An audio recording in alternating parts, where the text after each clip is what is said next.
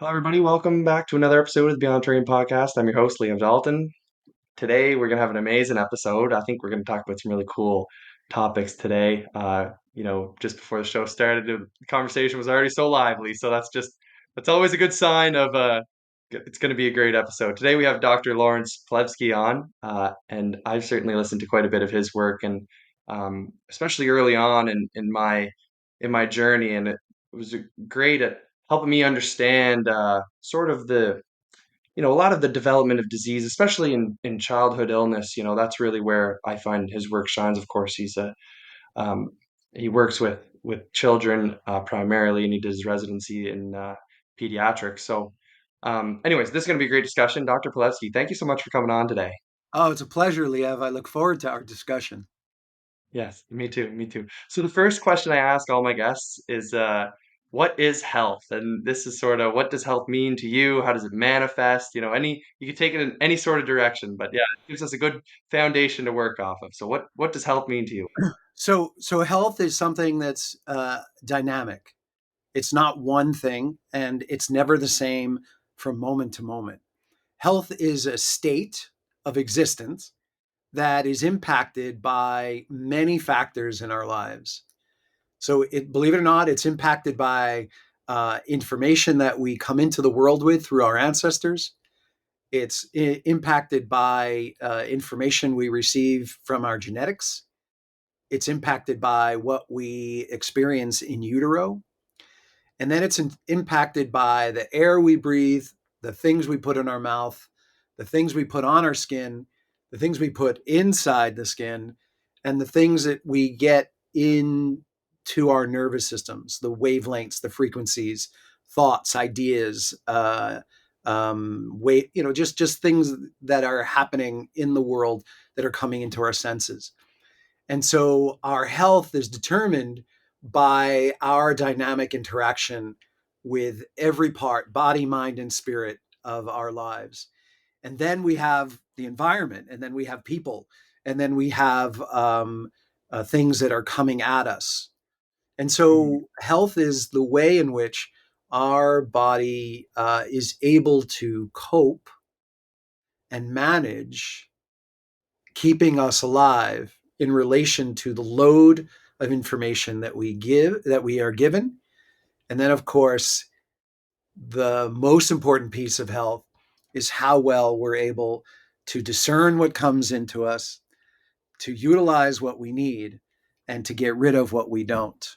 And on any given day, that capacity is different, the load is different, and therefore our response to the environment is going to be different. And I remember, in medical school and residency, health is the absence of disease. And I remember, or health is the absence of symptoms. And over time, I began to understand that symptoms are actually part of health. They're Wow. just a way in which the body tells you the load that you've been given and your capacity to remove the load of wastes has changed. And the way it's changed is you've either gotten more than you can handle, you've gotten stuff that you were very sensitive to, or both. And Mhm. the ways in which you get rid of the wastes were compromised. And so you had to have symptoms in order to bring you back to the state of health your body most craves, which is homeostasis. And so I began to learn that symptoms were actually part of health. And in some ways, symptoms were the ways in which your body saves yourself from dying. And once I started realizing that in clinical practice, it changed the way I was able to help families. Now, certainly that paradigm, we're about 50 to 100 years behind that paradigm, but that doesn't mean we don't start it, somewhere. So again, it's a dynamic process. It's a relationship, and it's impacted by many things that are conscious and subconscious. And the absence of symptoms is a certain level of health, and the development of symptoms is another level of health. But neither one is good nor bad. It's just something to understand and engage in a relationship with. Yeah, very well put. Absolutely. I was talking to Mr. Emerson Goldsworthy there, and he would likely completely agree with what you said there. But he talked about, you know, when it comes to symptoms, having symptoms, like you were saying, is not a bad thing when it's the right symptom as the right response. Now, the absence of symptoms when you should have symptoms can be very problematic, right? Like if you have a bunch of toxins in your chest or in your lungs, and you're not coughing, that's not a good thing, right? Like getting these acute illnesses, you know, my understanding is that having these acute illnesses and these, you can think of it as sort of detox or adaptation to the environment, as you were suggesting, sort of this dynamic interplay of what we're given, and our body needs to adapt to that to reach this sort of homeostasis. You know, getting rid of that response leads this underlying disease state to become more ingrained in us. And my understanding is that it sort of leads to our chronic conditions because the disease must manifest eventually. And so cutting off this healing pathway when it's acute allows our bodies to really hang on to it deep inside of us. And it leads to these chronic conditions. I wonder if you have any comments on that. Well, yeah, I mean, I've been talking about this for over 20 years. So I'm going to put it in clinical terms, and Yes, and sure. then say it in layman's terms. When we think of acute illness in our culture, the first thought that goes off in most people's heads is infection, regardless, bacterial, viral, fungal, parasitic. Every time you get sick, it's an infection. Oh, there's a virus going around. Oh, you caught what they had. And so it becomes very difficult to navigate that situation when you begin to realize that the onset of an illness is rarely an infection. And so herein lies the problem, because if you go to the place of the purpose of an illness, the cause of an illness is almost always an infection, then you're never going to be conscious of your lifestyle, your thought process, your environmental choices, your dietary choices, your relationship choices, your sleep choices. You're never going to be conscious of it because nothing is going to alter your way of life, because you're going to believe that something happened to you. You're a victim. You caught something. All right. But if you shift and start to understand that the onset of symptoms is, in fact, your body's attempt to save yourself from dying, then you might step back and say, oh, wow, is there something I breathed in, something I ate, something I put on my skin, something I injected into my body, something I accepted into my nervous system that was so egregious, so caustic to my body that the only way my body could stay alive was to purge it through an illness? And then you might step back and say, wow, maybe I shouldn't eat that. Or maybe I need to get an air purifier. Or maybe I want to consider what I'm injecting into the body. Or maybe those skincare lotions and makeup and sunscreens might not be a great idea. And maybe these people who are caustic in my life and giving me all this nervous tension are they're not necessarily in my highest good. And then you stop thinking of yourself as a victim and you believe in yourself as more of a sovereign being who actually has choice to, I know this isn't good for me, so I'm not going to eat it, versus I don't care if this isn't good for me. I like it. I'm going to eat it and nothing's going to happen to me. And then you get sick and you're like, no, it wasn't from that. So we live in a culture where people are made to believe that nothing of their choices they need to be responsible for. And so we're all victims. We all catch something. And it's so interesting that diet and environmental medicine are not part of Western medical education at all. And yet, I mean, that's like saying the kind of fluid you put in a gas tank has no impact on whether or not that car is going to run or even turn on. And don't give me it's electric, so I'll slap you in the head. Like, no, it's just amazing the cognitive dissonance. So luckily, more and more people are beginning to say, wait a second, I actually have sovereignty. I actually have agency. I actually have choice. I can change what I eat and change the way I feel. I can change the air I breathe and change the way I feel. I can change the material I put on my body and in my body and change the way I feel. I can alter my nervous system environment and change the way I feel. I can create different relationships, different thought patterns, and change the way I feel. And that is worrisome to the Western medical monarchy, you know, because it makes people less and less dependent on a pill.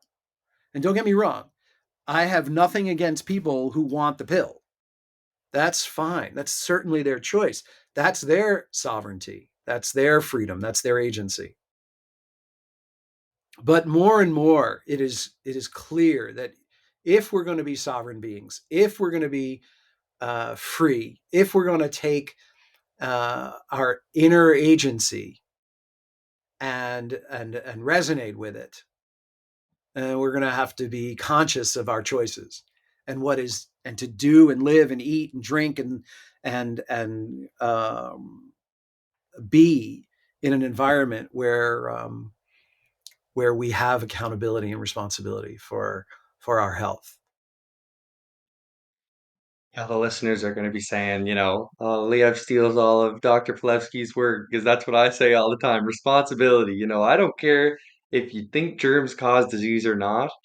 You're still playing the victim if you think, oh, this is just random. It's just the victim mindset. That's the killer. And like you said, I think you make a good point there as well. I got nothing against people who want the modern medicine, who want allopathy. I got no problem with that. I do believe that they have a problem with us practicing our ways. I would say that you could make a pretty decent case on that front. But I do believe in some sort of transparency as well in science, especially. And I believe that science is largely it's not transparent whatsoever. And um, you know, doctors will talk about being influenced by the literature, but if you go and read the literature objectively, you're going to see that there's a huge disconnect in the results section and the discussion section.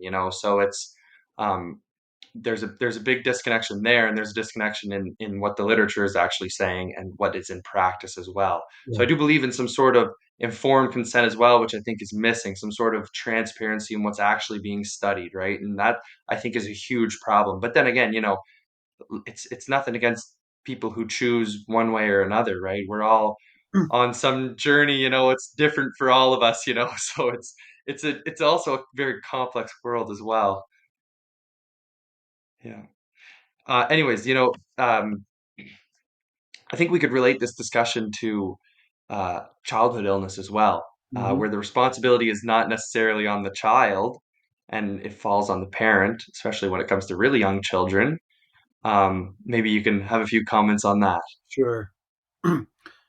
um, well, again, I mean, this dovetails what we've already discussed, and that is that diet doesn't have anything to do with a child's health. And when I sit in the office, or the emotional environment, or the relationships at home, or the type of parenting that the child is subjected to, or the psychological environment in school and amongst friends. No, those all have something to do with the level of health. And so the Yeah. way I describe it to parents in my office is, what is the end game of the body? What what is the end game? And it usually startles people because they don't know where I'm going with this. And when I answer them, I say the end game of the body is to remove wastes, toxins, impurities, and inflammation. Period. The body has to do that. It is the end game, it's the goal, it's the purpose. If I want to anthropomorphize the body, it is its destiny. It has to remove wastes, toxins, impurities, and inflammation. And then I ask the parents, how does the body do that? And again, there's this lull for a second. I said, why do we exhale? Why do we stool? Why do we urinate? Why do we sweat and smell? Why do we sleep? And why do we produce mucus? And I said, those 6 mechanisms are how the body rids itself of waste, toxins, impurities, and inflammation. And even though you're exhaling, urinating, stooling, sweating and smelling, sleeping, resting, and producing mucus, you realize that the majority of the time you have no symptoms. And so you're doing all of this efficient waste, toxin, impurity, and inflammation removal without any symptoms. Now, where is every single illness that kids have? In the exhale, in the airway. So instead of exhaling, now they're coughing. In the intestines, instead of bowel movements, they're having diarrhea or constipation, which is part of an illness. They're urinating more, or maybe even peeing in their bed, or maybe even having urinary tract infections. They're getting rashes. They're either sleeping more or sleeping less, or they're producing more mucus. So now you could see that the onset of symptoms is merely an augmentation of normal body function to rid itself of waste, toxins, impurities, and inflammation. Period. All right. Now, I'm not making this up. I'm just describing it so that people can understand it. So once I go through that, there's like this, oh, wow. Okay. So illness is actually an augmentation of normal body function. Yes. Now I say, where do the waste, toxins, impurities, and inflammation come from? And then, most of it is the diet. 70 to 80% of the immune system is in the intestines. And most people are not aware that the intestines don't just get rid of what you put in your mouth. The intestines also gather wastes from all parts of the body to move them into the stool so they go out through the colon. So, what you put in your body is very important to determine the level of wastes that come in. And it's just a matter of scales. The more waste you put in, the more work your body has to do to get them out. And if your body has reached a threshold where it can't do the exhaling, urinating, pooping, sweating, smelling, sleeping, and mucus production without symptoms, to get rid of them, it's going to have to do it with symptoms. And so it has to be looked at from the perspective of balance of scales and the fact that children have to eat differently than adults. They're not little adults when it comes to how they can handle their environment. Their nervous systems are much more underdeveloped. They're much more sensitive. They need much greater care. They need much greater protection and connection. So how we treat them emotionally and spiritually and how we feed them will determine most of their health. And then there's all the other stuff we do, like I said, skincare lotions and injections and medications and, just chemicals that we think are okay because we think the body can handle it. And so I'm forever giving that description, Liev. I'm forever trying to show parents that how we feed them and what we give them on all levels will impact the level of waste, toxins, impurities, and inflammation. And if your kid is strong, your kid will get sick. And that's the irony, is that to me, an acute illness is a sign of strength. You'll hear people say, oh, well, my immune system was weak and that's why I got sick. No, actually, your immune system was strong. That's why you got sick. You got sick because you're strong, because your body won't lay down. But if you keep suppressing it with over the counter medicines and pharmaceutical medicines and injections, you will debilitate the body's ability to get rid of the wastes. And that's where what you said earlier about chronic illness is spot on. The purpose of an acute illness is to save the body from dying. The purpose of an acute illness is the solution to the problem, not the problem. The purpose of an acute illness is to clear the body of waste, toxins, impurities, and inflammation. And when you suppress that acute illness, you impair the body's ability to get rid of the waste, toxins, impurities, and inflammation. And if you don't pay attention to the way in which you've lived your life up till that point, your body's going to have to get sick. And that's what happens with kids. A couple of weeks later, a month later, they get sick again. Why? Because you suppress their body's ability to get rid of the wastes, toxins, impurities, and inflammation. And the more you allow the body to clear itself, the stronger you make it. The more you suppress it, the weaker you make it. And over 25 years of practicing this way, I've rarely seen that to be false. But that doesn't mean that people are ready to shift and say, "Oh, wow. You mean an acute illness is actually strengthening my child?" Yeah, I learned that 40 years ago in medical school.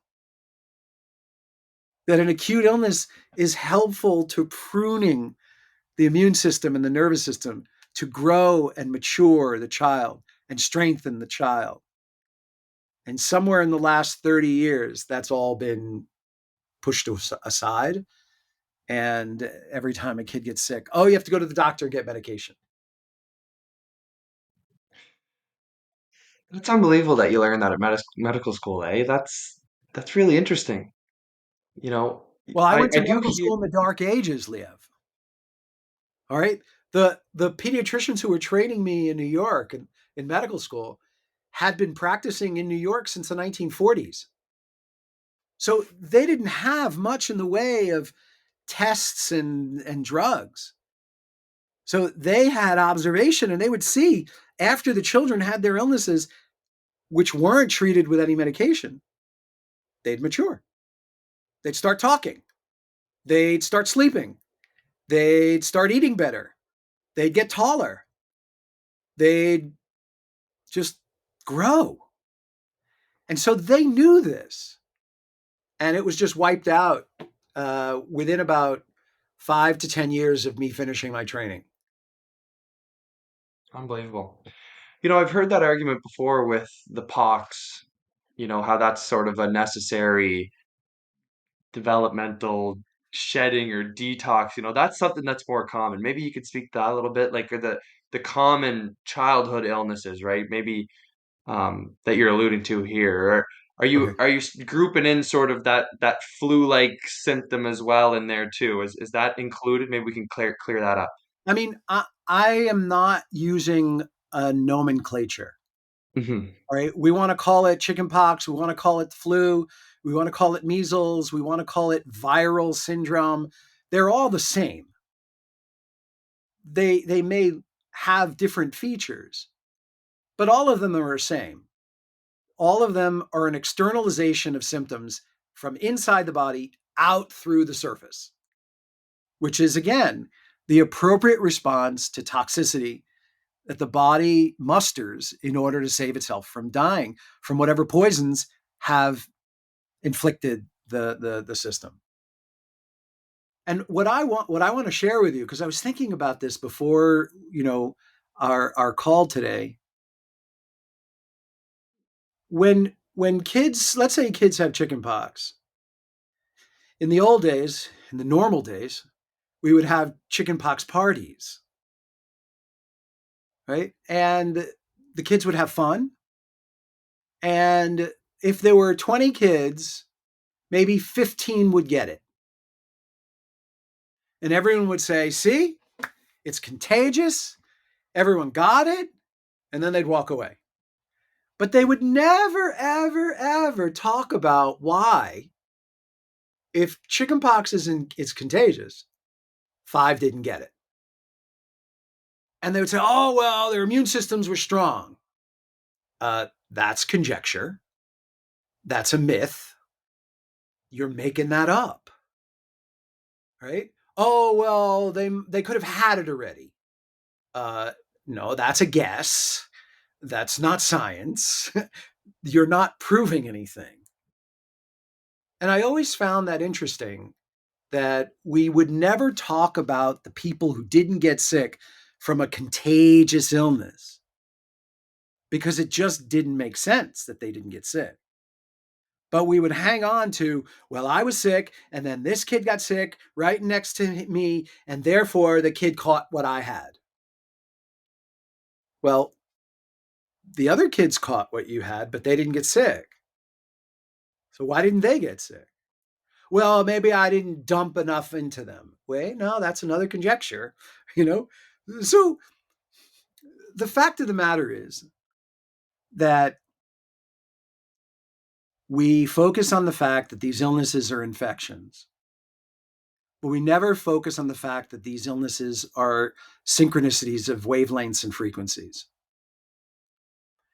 And when I first started talking about this well over 15, 20 years ago, I literally had people in my room with my lectures, like just looking at me with this stare, because it never occurred to them that we're actually electrical, electromagnetic, and frequency wavelength interactions with each other.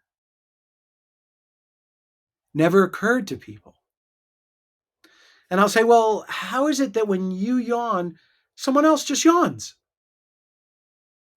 And how is it that when you walk into a cocktail party, you just automatically know which people you will talk to and which people you won't? I mean, you just know, right? That's a frequency. And we synchronize or we become asynchronous.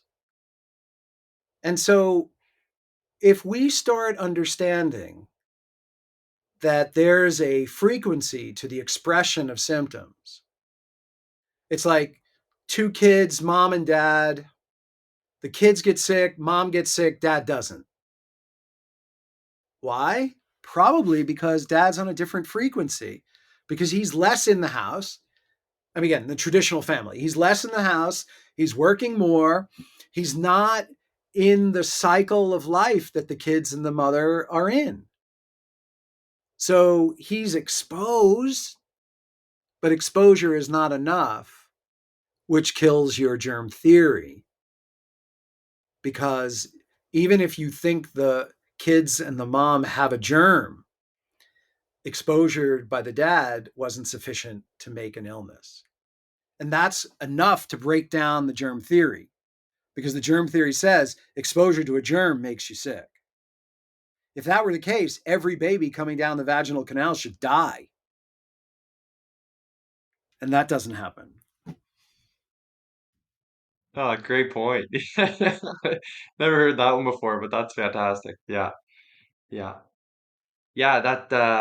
That sort of alignment, that you see between people. Another example that I think of is like women who sync up their cycles. That's something that's experienced by most women at some point in their life. If my fiance talks about playing basketball and everyone, on the team at the same time, because they were all in that same mindset, that, because they were all very close. And anyways, there's many examples that you could give in that sort of resonance perspective, and I think it's really valuable. I'm really curious about, you mentioned parenting styles a few times. Mm. Maybe we can sort of shift into that. It's all related at the end of the day, but, I'm really curious about, ideally raising children, because this is something that I'm, really curious about for personally. And I think that, it can certainly help a lot of the listeners too. So Okay. maybe you just take it away with that, and maybe we can get into some specifics, but I'd love to hear sort of your philosophy on All right. that. Well, interject if you want to, because Sure. this is one of my favorite subjects to talk about. And what I'm about to say is not based on the fact that I was raised this way.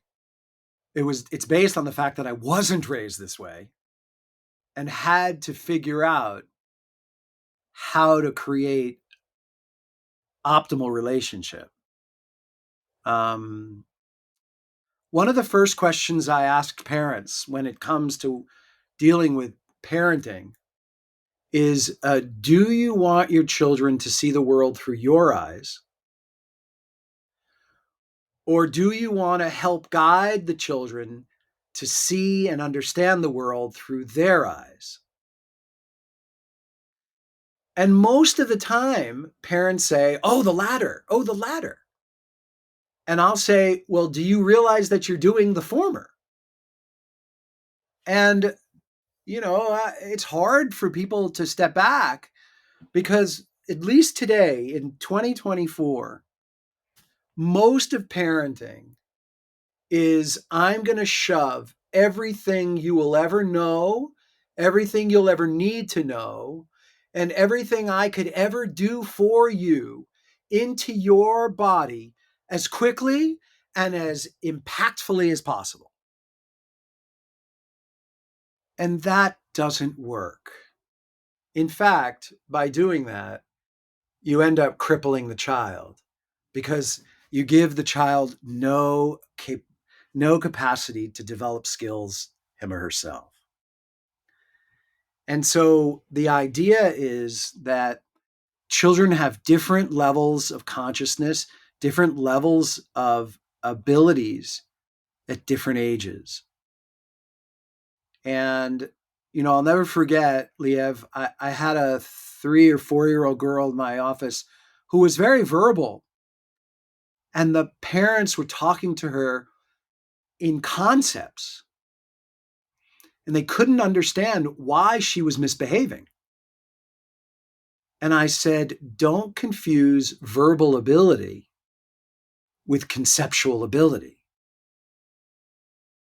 Just because she can talk doesn't mean she has the ability to be conceptual, to be understanding of the levels to which you're talking to her. A 4 year old is not conceptual. A 4 year old is mostly in play and in story, and not in facts and information and concepts. That's not their age.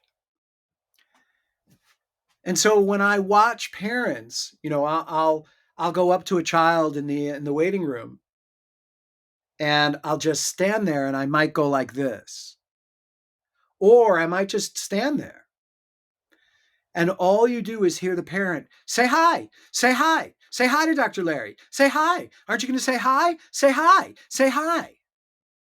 And I just stand there. I do nothing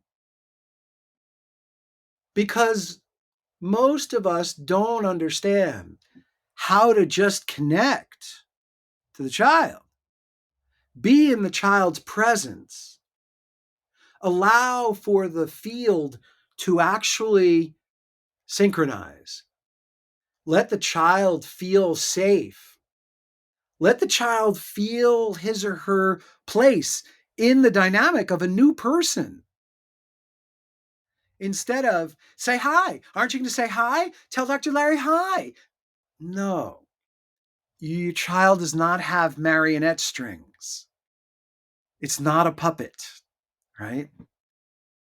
And so I will often say to kids, Liev, even kids who are pre-verbal, because they understand, I don't need you to say hi to me, but I'm going to say hi to you. Because children don't learn by what you tell them. And in fact, what is the most common complaint that parents have about their kids? They don't listen. That's right. They're not supposed to listen. Children are supposed to do what they're not supposed to do. The way children learn is through imitation. The way they learn is through repetition. The way they learn is through copying. So when I'm with kids and we're at the end of a session, I'll say, especially if it's a kid who's able to use muscles and speed, I'll say, okay, I'm going to say goodbye now. And the child says goodbye. Because I created a relationship. I'm going to say goodbye to you. And the child decides, yeah, I'm going to say goodbye. And then I might blow a kiss. And the child gets to decide, do I blow a kiss? But not blow a kiss to Dr. Larry. Say goodbye to Dr. Larry. Blow a kiss. No, that's not how kids learn. And so what I see is this constant barrage of telling kids what to do, telling kids what to say, telling kids what to think, and not giving the kid a chance to figure it out him or herself. And then you wonder why the kid grows up with no skills. Because you didn't give the children a chance to figure it out the way you did. And then when I explain this to them, what do I hear mostly, Liev? Well, I don't want my child to feel bad. I don't want my child to struggle. I don't want my child. And that's like, well, it's 50% of life. I mean, you're cutting out 50% of the kid's life. You're cutting out the 50% of life. 50% of life is discomfort. 50% of life is comfort. Yeah, those percentages change 60-40, 30-70. Sure, they're always changing. But if you don't give your child a chance to figure things out, to problem solve, to learn the skills themselves, to figure something out themselves, to feel safe to answer and do something, then the kid's going to be crippled. Like I'll say, this is a classic story I tell all the time. I'll say something to a kid, maybe a 5-year-old, and the kid doesn't answer right away. Tell Dr. Larry what the answer is. And what I do when I talk to a kid or talk to anybody is I wait. I give the auditory system a chance to process. Right? I give the child or the adult a chance to take in what I said. So when I say to a child something and the parent immediately repeats what I said, like give the kid a chance to process what I said. Then a little later on in the office, I'll say something else. Before the kid has a chance to process, the parent just repeats it or gives instructions. And over time, because I'm from New York and I have a little sarcasm in my voice, I say, I speak English, don't I? Like, I don't need you to repeat what I'm saying. But there's this need to get in there and get the kid to respond her way or his way.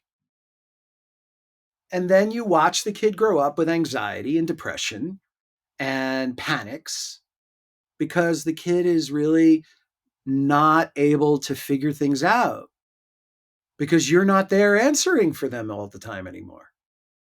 Now what? You left them crippled. And then with the advent of cell phones and iPads and Xbox and video games, you just killed it. Because then there's no need for the kid to do anything for him or herself because everything is just right there at their disposal. And so I'm very worried about the kids of your generation and below. Yeah, I mean, you're saying that we're not supposed to just stick an iPad in front of a kid at a restaurant, or that's not the right parenting style there? What? Well, I think you know the answer to that. Yeah. Yeah, definitely. Yeah, no, I you see that quite often, and yeah, you're doing a disservice to your kid. That's a really important thing to understand. Like, and a really interesting concept is like allowing your kid to take calculated risk. Learning, and your kid's gonna get hurt. I got hurt. I was climbing on the playground one day, and I was up really high, and I slipped, and I my legs went down on the rail and I cracked my tailbone, and did I learn a lesson that day? I sure did, because but no one was telling me get down, and um And I I had to bet you learn went that by back up. myself. Absolutely. Of course. You had to, Absolutely. Yeah. because you And had I to I show yourself you could do it. absolutely I went right back up there when I was healed. I was back up climbing. I went higher. I went higher and I didn't fall. I learned that maybe it was more tactile, but I learned. And and I didn't fall because I kept doing it. That was when I was in I was young. I was like grade 3 or 4, and I was doing that until I was graduating high school. Now I still do it. I climb trees and stuff, and but that's part of it. So I think that's beautiful. Honestly, that's honestly the most helpful 10 minutes that I could ever ask for. So I really really appreciate that, and I know a lot of people will. I hope Yeah. so, because if we don't shift the way we're bringing these kids up, we're going to have an extremely crippled generation. Something I was thinking about there when were talking about how there's a certain level of defiance in children, especially when it comes to being told what to do and what to say and how to act all the time. Um, relating it to our early discussion, how that may be a normal process, and then looking at something, that we call oppositional defiance disorder, which, may be not really a disorder in the first place, but there's certainly behavior that seems to be exasperated, right? Um, I'm curious of how you relate that to our discussion earlier. The that manifestation of true oppositional defiance. Because you do see it in children. I won't deny that symptom profile. It's but at the same time, when is it really a disorder? Is it just a a Yeah. manifestation of what that kid is getting in? So you brought up several points in your question, and the first point is that in Western society, as many things as possible are made into a disease to sell a drug. So that's the short answer to your question. So it becomes a disorder rather than looking at a couple of other things. Number one, I've seen kids who were diagnosed with oppositional disorder with parents who were oppositional. Like, why wouldn't the kid imitate you? Really, kids learn by imitation. So that's one important thing that I just want to put forth is that the apples don't fall far from the trees. And if the parents are modeling opposition in the world, then the kid's going to learn it and master it. Another thing to look at, Liev, is that children who are oppositional are essentially running for their lives because there is one or more things in their environment, whether it's food, toxins, emotions, parenting, psychology, violations, traumas, abuses that were not that violated them. And so they are in a fight or flight response because everything they feel inside of them and around them is a perceived threat. And when anybody is ever in a perceived threat, there is no way to rationalize that. There's no way to talk someone through it because irrational behaviors, perceived threats, fight or flight responses have no thought. They're completely subconscious. They are impulsive, they are reactive, they are survival. So if you see a child who's in opposition, who's defiant, you can bet that that child's nervous system is in constant fight or flight and feels that no matter what is said to him or her, no matter what is told, no matter what is done, that child doesn't feel safe. And so we have to look deeper and see what has poisoned the kid.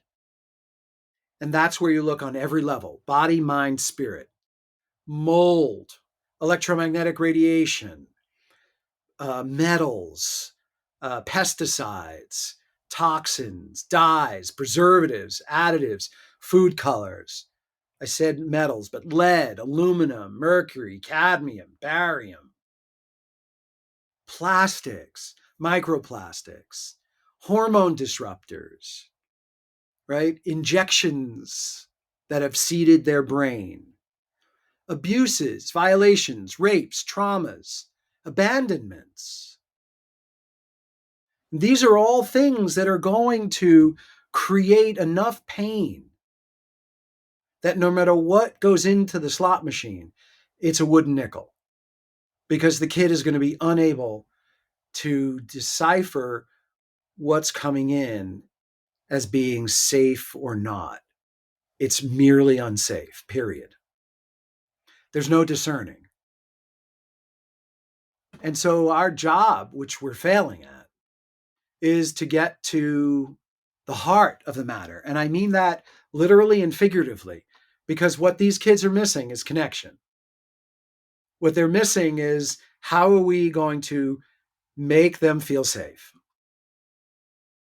And if you tell them what to do, if you yell at them, if you talk down to them, if you uh, uh, tell them how bad they are and how misbehaved they are, it's just going to get worse because they already have self confidence this big, because they're walking around, nobody loves me, I'm not worthy, I'm no good, I'm terrible. Well, I might as well be unworthy and no good and terrible. And because when I behave that way, I get reinforcement that I'm no good and terrible. And so at least I'm getting some attention, but it's not what they need. They don't need attention, they need connection. And that's a completely different concept. And connection is something that I try to teach and it dovetails what I said before about parenting. Connection is really the ability to stay with someone exactly eye to eye, heart to heart, face to face, and just hold space. I hear you. I see you. I understand you. I believe you. I feel you. I acknowledge you. That's connection. I understand you. That's connection. And we don't teach that to kids. We don't do that with kids, mostly because it wasn't done with us, but mostly because we're overcompensating to try and help them. And then we just make it worse. But you can't expect a nervous system to be healthy when there's so many environmental poisons that are causing toxicity. You can't. It just doesn't work. Definitely. Yeah. I hope that answered Yeah. your question. Oh, absolutely. Yeah. You see it. It's a self-fulfilling prophecy, when the kids are bound to end up acting the way that you treat them, right? Because children are like a blank slate. They're an empty canvas, right? And they just take in everything. They don't even they don't process it, they don't think about it, they don't think, oh, this is good, bad, right, wrong, whatever. They just take it all in. And this goes back to our discussion. The listeners will know Dr. Gabe Roberts. He talked about 0 to 5 being the most important years because it shapes, your conception of the world, and as you're moving forward, that's how you're going to view the world. He brought up a really interesting point about, you can't just tell someone to love themselves more. You can't just tell them that because what is their perception of love? Because if somebody smacks you and says, I love you, that's not really love, but that's their perception of it, right? So that's a really important thing, and they're just blank slates. So Right. On that subject, love is not a noun, love is a verb. And so if you smack them, they're feeling abuse. And then they know that it's not synonymous with love.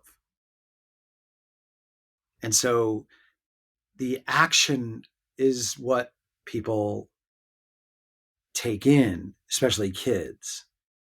The words, yeah, I love you. No, well, but you're smacking me.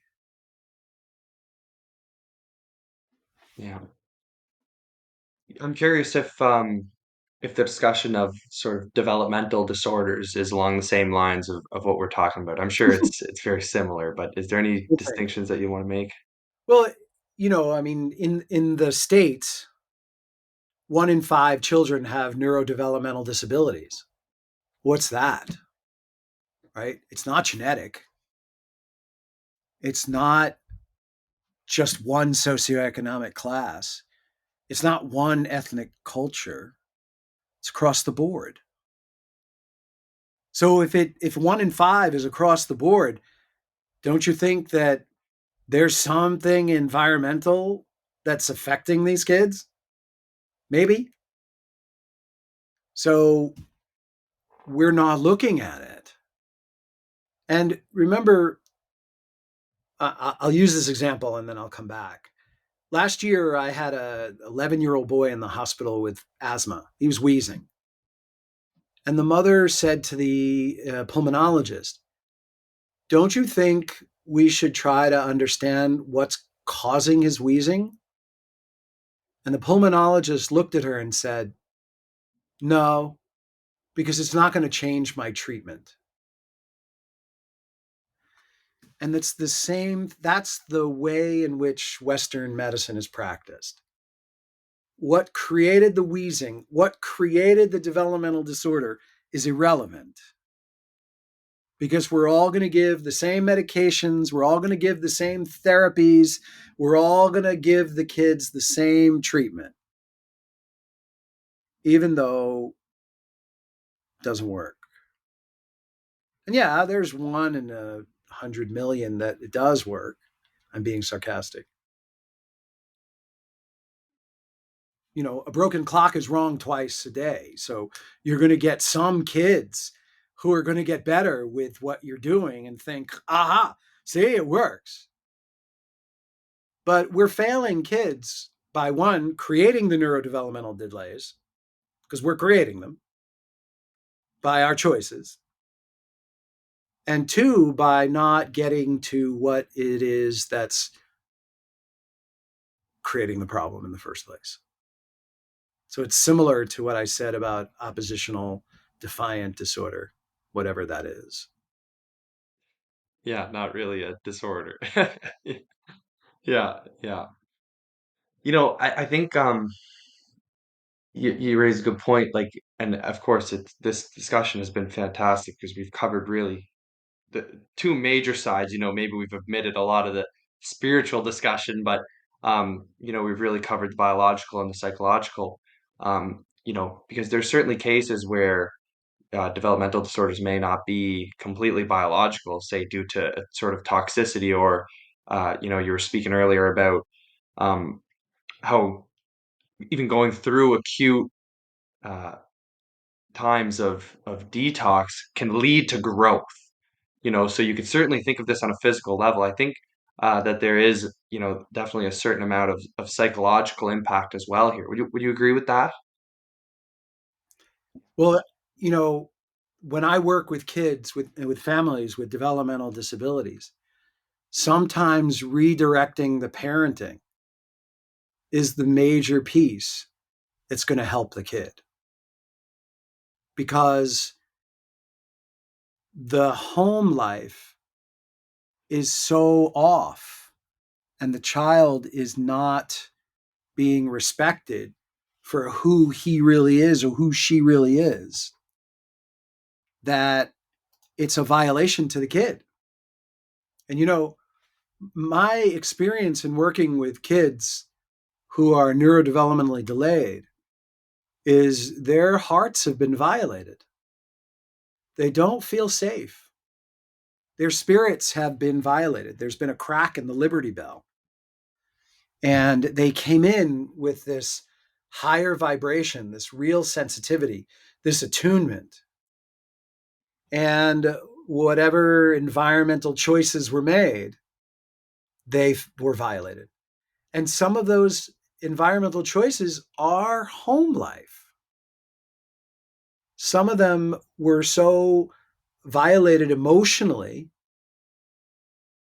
and some of them were watching the way in which family members were treating each other, that they had to check out. They had to disassociate. And there are many families where, that's the one thing that the parents are not working on, is the relationships at home, the healing of the self, the healing of the parent, the healing of the relationship between the parents, the healing of ancestral stuff, the way in which you're parenting the kid. A lot of these things are in need of being addressed. And again, this is not blame or criticism or judgment. This is, if we're going to look at, the biomedical piece, we're going to look at metals and toxins and mold and candida and food allergies and metal. We're going to look at all those things. We have to look at the fact that, the child is not being properly related to. And I'll never forget, I saw an 8-year-old boy many years ago who was non speaking. He had autism. And I spent the entire almost 2 hours in the office communicating with him. And the parents were floored because they'd never seen him respond the way he was responding with me. And I had another kid yesterday in the office, similar, non speaking, but I spoke to the child's higher self. I spoke to the child's heart. I was acknowledging of the kid. I was tending to the heart of the kid. And in both situations, I got communication. I got relationship, even without words. That first family never came back because no, it was too stressful for them. But they could not accept that in 8 years, they could not get anything out of their kid. And here I was, this boy was communicating with me. He was relating to me. He was engaged with me, not with speech, but I was speaking to his higher self. I was speaking to his heart. And how do I do that? I would say, I understand you. I see you. I get you. Is this what you want? I think you want this. I'm getting a sense that you're feeling this. So I would relate to the heart of the matter. And then I did it yesterday, and you had to see the way the kid just locked in with me. And then he would sort of chuckle, and yet no words. And so these kids are there, they're in there. They're just not understood, they're not related to in a way that makes it feel safe for them to come out. And a lot of the kids, I mean, Liev, I don't know if you're aware of this, but a lot of the kids who are on the neurodevelopmental spectrum are treated exactly the way I described in the beginning. Say this, do this, put this here. So it's like dog training. And they don't become themselves, they become a copy of the people who are telling them what to do. And when the parents keep doing that, they just tune out because, say this, do this, look over here, stop that. I mean, it's dog training. Whereas these kids need to be related to differently. And those who are neurotypical need to be related to the same way. Yeah, amazing. Very well put once again. I suppose now would be a good time to wrap things up, although I don't really want to. Curious if you have any final thoughts, any comments on the episode, anything that you want to add, anything you might have missed. Well, thanks for the free flowing conversation. I want the listeners to know that I had no idea what questions you were going to ask me, which is the most fun because it gets spontaneous. And so thank you for that. I appreciate free flowing conversation. Um, you know, there's a lot that I said that people may resonate with, and there's stuff that people may not resonate with, maybe because they don't understand it or they never heard it before or they don't agree, which is fine. But, I come from a perspective of lots of clinical experience and lots of inner work, lots of personal experience. So I'm speaking from a tremendous long history of working these things out. And there's more to tease out. So what you heard, are snippets. They're not as far down as you may want to go. And so I hope you appreciate that there's much more to go in many of these topics. We could have taken one topic from the very beginning and just spoken about it for an hour easily. So, Awesome. And so, how can the listener learn more from you? How can they support you in your work and what you do? Any websites, social medias, stuff like that. so my website is drpalevsky.com, drpalevsky.com. And I have a newsletter that you can sign up for. And I have different platforms that I'm on, and that's listed in my newsletter and in my emails that you can become familiar with and see some of the interviews I've done, the podcasts I've done, some of the films I've been in, documentaries I've been in. And I'm in a podcast every Thursday night at 7 p.m. Eastern Time called Critically Thinking with Dr. T and Dr. P. And you can get that on my newsletter site as well as on my Instagram site and Rumble and MeWe and all the different sites, Telegram. And come listen to us. Once a month, we do the 5 docs, which is always a blast. And we've been doing the podcast for 4 years, and we've been doing the 5 docs for 3 years, and we love it. And come listen. Awesome. Yeah, great. And we'll put the links down below for all you to go over there and check it out. Nice and easy. Dr. Palevsky, thank you so much for your time today and the amazing discussion. I loved it. Can't speak highly enough about it. It's amazing. Thank you, Lev. I don't want to thank you all for listening. You should all know that this is not medical advice, of course, not psychological advice, any sort of advice whatsoever. This is for your informational purposes only. But also remember that we're all responsible, sovereign beings capable of criticizing, thinking, and understanding absolutely anything. We, the people in the greater force, are together self healers, self governable, self teachers, and so much more. Please reach out if you have any criticisms, comments, concerns, whatever it is. You know where to find me on Instagram. I love to chat with you all. Let me know your thoughts on the episode. Best way to support is share, but leave us a like, comment, review, subscribe, follow, whatever you got to do on the platform you're listening to. I'd be much appreciated and help me grow. And just remember, there are two types of people in the world: those who believe they can, those who believe they can't, and they are both correct. All right, guys, thanks for listening. Take care.